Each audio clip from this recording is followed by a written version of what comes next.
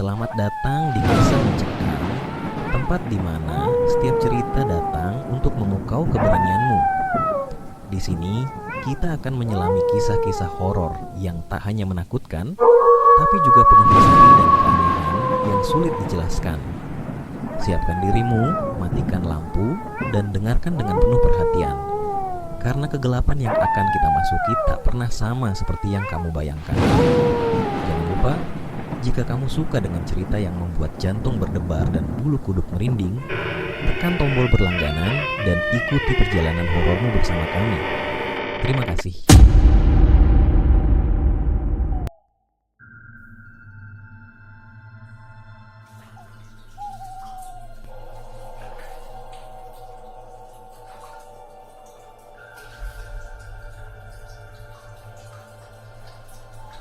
Desa Bunglai adalah desa kecil yang tenang di tepi hutan lebat Kalimantan. Namun, ketenangan desa itu terusik ketika penduduk mulai melaporkan kejadian aneh, suara tangisan perempuan di tengah malam, bau amis menyengat, dan ayam yang mati dengan tubuh terkoyak tanpa jejak pemangsa. Penduduk mulai takut dan membicarakan legenda lama yang menyeramkan kuyang. Kuyang adalah makhluk mistis yang diyakini berasal dari ilmu hitam. Ia adalah perempuan yang mencari keabadian, melepaskan tubuhnya hingga hanya kepala dan organ-organ tubuh yang melayang. Ia dikenal suka menghisap darah ibu hamil atau janin yang belum lahir. Rina, seorang perempuan hamil 7 bulan, adalah orang pertama yang merasakan kehadiran kuyang. Suatu malam, ia sedang tidur di kamarnya ketika tiba-tiba terbangun karena perasaan aneh, seolah ada yang mengawasi dari luar jendela. Ketika ia membuka matanya, ia melihat bayangan samar di balik tirai. Bayangan itu menyerupai kepala manusia dengan rambut panjang yang kusut dan organ tubuh menjuntai. Rina menjerit, membangunkan suaminya, Iwan. Namun, ketika Iwan keluar untuk memeriksa, tidak ada siapapun di sana. Hanya bau busuk yang tertinggal di udara. Keesokan harinya, ayam-ayam peliharaan mereka ditemukan mati dengan luka aneh di leher, seperti habis dihisap darahnya. Kabar tentang kejadian di rumah Rina cepat menyebar. Penduduk desa mulai berjaga-jaga. Para tetua desa menyarankan untuk memasang daun kelor dan bawang putih di setiap pintu dan jendela rumah. Benda-benda yang diyakini mampu mengusir kuyang. Namun, rasa takut tetap menyelimuti desa, terutama para perempuan hamil. Bu Sumi, bidan desa, juga mulai khawatir. Ia sering mendengar suara langkah kaki di atap kliniknya saat malam. Suatu kali, ia melihat bayangan kepala melayang di sekitar rumahnya, membuatnya tidak bisa tidur selama berhari-hari. Ia mulai membawa pisau dan minyak kelapa setiap malam sebagai perlindungan. Puncak teror terjadi ke seorang warga, Pak Darto, yang sedang berjaga malam melihat kuyang dengan mata kepalanya sendiri. Ia menceritakan bahwa makhluk itu melayang rendah di atas tanah dengan kepala wanita yang tampak menyeramkan. Matanya merah menyala dan suara erangan seperti tangisan bayi terdengar dari mulutnya. Suaranya bukan seperti manusia, ujar Pak Darto dengan wajah pucat. Dia berbisik, meminta darah. Pak Darto mencoba mengejarnya dengan membawa obor.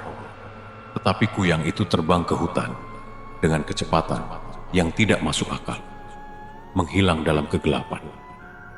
Di tengah ketakutan yang melanda, penduduk mulai mencurigai Mbok Surti, seorang perempuan tua yang tinggal sendirian di pinggir desa.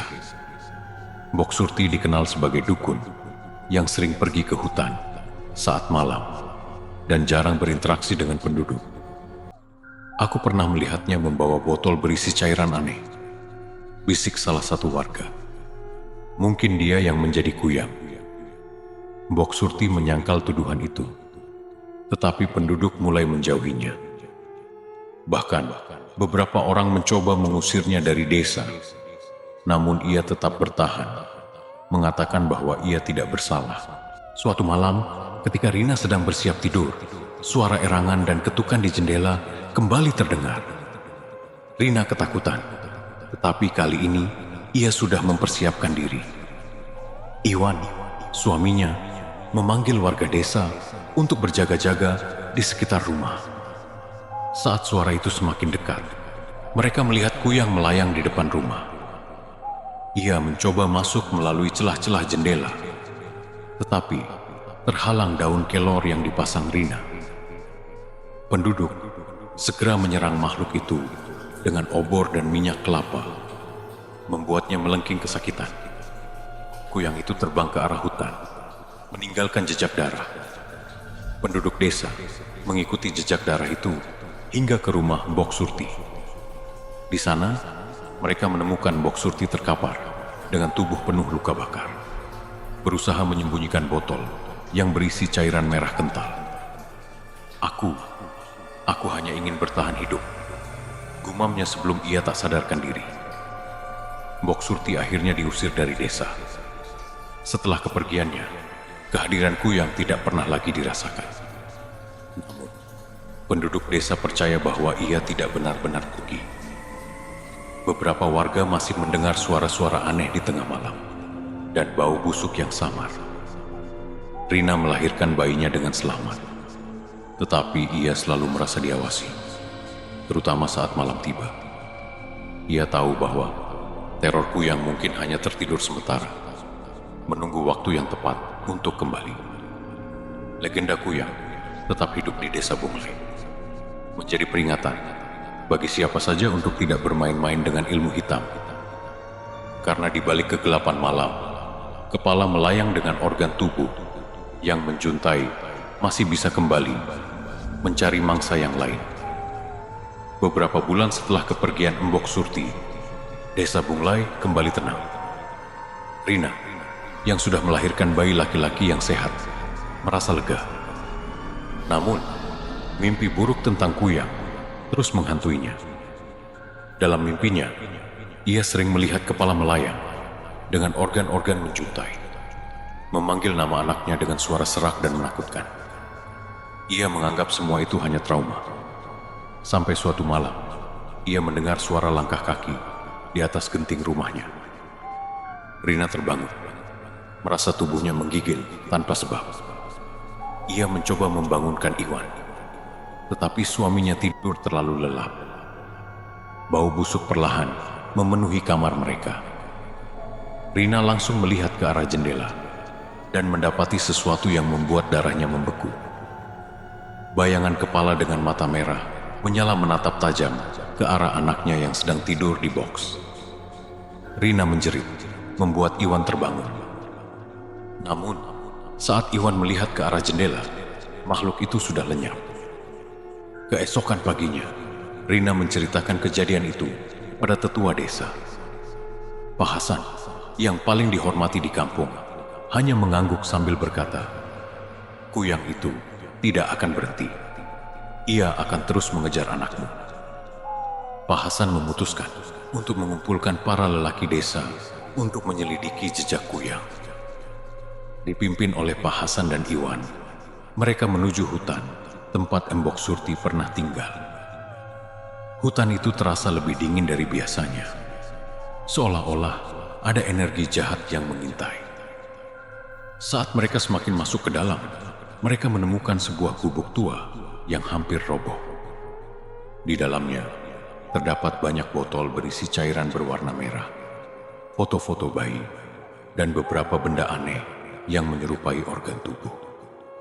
Pak Hasan mengangkat salah satu botol dan bergumam, "Mbok Surti mungkin telah pergi, tetapi kuyang tidak mati. Ia diwariskan." Tiba-tiba, suara langkah kaki terdengar dari belakang gubuk. Para lelaki desa langsung siaga, membawa obor dan pisau. Dari balik pepohonan, muncul sosok perempuan muda dengan rambut panjang kusut. Wajahnya pucat dan matanya penuh dengan kebencian. Perempuan itu mulai melayang, tubuhnya perlahan memisahkan kepala dari badannya. "Dia pewaris ilmu kuyang," teriak Pak Hasan. Perempuan itu tidak lain adalah Maria. keponakan Embok Surti yang diam-diam mempelajari ilmu hitam dari bibinya. Maryam berubah menjadi kuyang di depan mata mereka. Kepala dan organ tubuhnya melayang, mengeluarkan suara tawa menyeramkan yang menggema di seluruh hutan. Para lelaki desa segera melemparkan minyak kelapa yang telah dicampur daun kelor ke arah Maryam. Teriakan kesakitan terdengar saat cairan itu mengenai kulitnya. Namun ia tidak menyerah begitu saja. Kuyang itu terbang dengan cepat, menyerang salah satu warga hingga jatuh pingsan. Iwan dengan berani melawan, membakar salah satu botol cairan merah yang ditemukan di gubuk, membuat Maryam semakin melemah. Dengan sisa tenaga, kuyang itu terbang menjauh, meninggalkan jejak darah yang berceceran. Pak Hasan memimpin warga untuk membakar gubuk itu hingga rata dengan tanah. Mereka berharap itu cukup untuk mengakhiri kutukan kuyang di desa mereka. Setelah malam yang mencekam itu, desa Bunglai kembali tenang. Namun, penduduk tetap waspada. Mereka yakin bahwa kuyang masih ada di luar sana, menunggu waktu untuk kembali. Rina dan Iwan memutuskan untuk memasang daun kelor di setiap sudut rumah mereka. Tidak pernah membiarkan lampu padam saat malam tiba. Namun, suatu malam, bayi mereka tiba-tiba menangis keras tanpa alasan. Ketika Rina mencoba menenangkannya, ia melihat tanda aneh di dinding kamar. Bekas cakaran panjang yang baru. Bau busuk samar memenuhi udara lagi. Rina menyadari, meskipun Embok Surti telah tiada dan Maryam menghilang, teror kuyang belum benar-benar berakhir. Kuyang tidak mati, ia hanya bersembunyi. Legenda mengatakan bahwa kuyang selalu kembali ke tempat di mana ia pernah menyerang, terus mencari darah baru untuk memuaskan dahaganya. Dan di desa Bunglai, ketakutan akan kuyang kini menjadi bagian dari kehidupan sehari-hari. Karena di balik setiap malam yang sunyi, kuyang masih mengintai. Malam itu menjadi awal dari teror yang lebih mencekam bagi keluarga Rina dan seluruh penduduk desa Bunglai. Sejak tanda cakaran aneh itu muncul, keanehan terus terjadi di rumah Rina. Bayi mereka sering menangis tanpa henti, meskipun tidak sakit. Bahkan, sesekali, benda-benda di rumah mereka bergerak sendiri, seperti digeser oleh kekuatan yang tak terlihat. Iwan mencoba tetap tenang, tetapi rasa takut semakin menyelimuti keluarganya. Rina mulai sering bermimpi buruk tentang kuyang yang mencuri anaknya. Dalam mimpinya, ia berlari, mengejar sosok kepala melayang itu yang membawa bayinya pergi. Tetapi ia selalu terbangun sebelum berhasil menyelamatkan anaknya. Mimpi itu begitu nyata, membuat Rina ketakutan setiap kali malam tiba. Suatu pagi, penduduk desa dikejutkan oleh pemandangan mengerikan di ladang milik Pak Darto. Seekor kambing ditemukan mati dengan luka besar di bagian perut, dan darahnya seperti dihisap habis.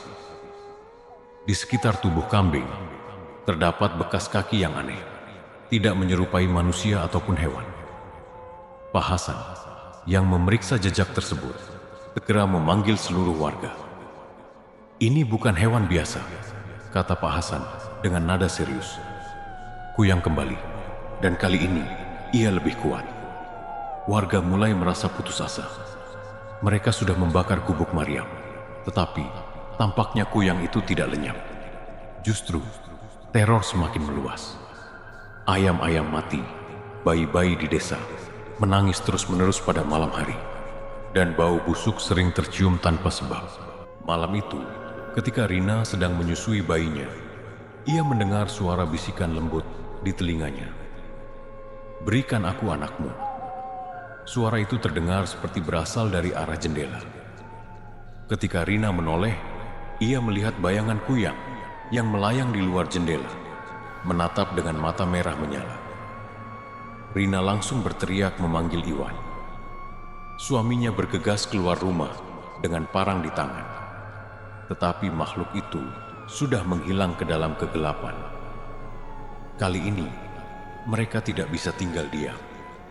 Mereka memutuskan untuk kembali meminta bantuan Pak Hasan. Pak Hasan membawa Rina dan Iwan ke rumahnya.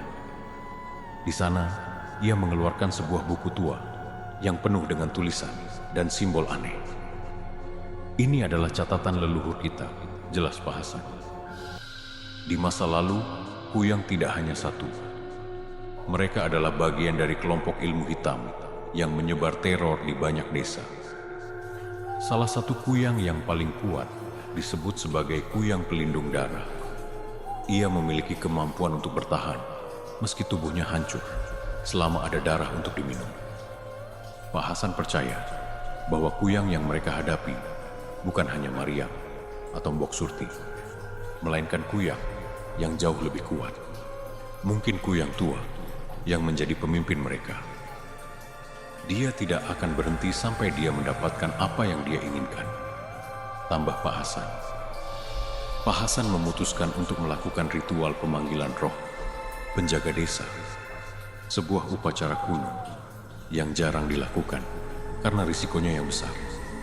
Ritual itu memerlukan beberapa bahan, seperti minyak kelapa murni, daun kelor, dan darah kambing hitam sebagai umpan untuk memancing kuyang. Warga desa setuju untuk membantu, meskipun rasa takut melanda mereka. Malam itu, di tengah lapangan desa, mereka membentuk lingkaran dengan obor menyala. Rina dan Iwan berada di dalam lingkaran, bersama bayi mereka yang menjadi target utama kuyang. Pak Hasan memimpin doa dan mantra, sementara warga berjaga-jaga dengan senjata tradisional. Tepat di tengah malam, suara angin kencang tiba-tiba datang. Dari kegelapan, kuyang muncul, melayang rendah dengan organ tubuh yang menjuntai. Tampak lebih menyeramkan dari sebelumnya. Matanya merah menyala, dan ia mengeluarkan suara jeritan yang membuat semua orang bergidik. Kalian pikir bisa menghentikanku? Suaranya serak dan menggema. Kuyang itu melesat ke arah bayi Rina, tetapi terhalang oleh lingkaran daun kelor yang sudah dipasang. Ia melengking marah, mencoba menembus pertahanan itu. Warga segera menyerang dengan minyak kelapa panas yang dilemparkan ke arahnya. Makhluk itu menjerit kesakitan, tetapi ia tetap melawan, menyerang beberapa warga dengan cakar tajamnya. Pak Hasan dengan cepat menumpahkan darah kambing hitam ke dalam lingkaran. Itu membuat kuyang semakin marah, tetapi juga melemahkannya. Saat kuyang itu mencoba melarikan diri, Iwan melompat dan menancapkan parang yang sudah dilumuri minyak kelapa ke tubuhnya. Makhluk itu berteriak melengking, tubuhnya mulai terbakar. Api dari obor warga menyambar tubuh kuyang, membuatnya terbakar habis hingga menjadi abu. Namun, sebelum tubuhnya hancur sepenuhnya, ia berbisik pelan, "Ku akan kembali." Setelah malam itu, Desa Bunglai kembali tenang. Tidak ada lagi kejadian aneh, dan Rina serta Iwan bisa tidur dengan tenang. Namun, Pak Hasan memperingatkan bahwa kuyang tidak pernah benar-benar mati. Selama ada darah manusia dan ilmu hitam, mereka akan selalu mencari cara untuk kembali. Penduduk desa kini hidup dalam kewaspadaan, menjaga pintu dan jendela mereka dengan daun kelor setiap malam. Bagi mereka, teror kuyang adalah pengingat bahwa kegelapan selalu mengintai, menunggu saat yang tepat untuk menyerang. Dan di Desa Bunglai, legenda kuyang akan terus diceritakan, menjadi bagian dari kehidupan mereka yang penuh misteri dan ketakutan.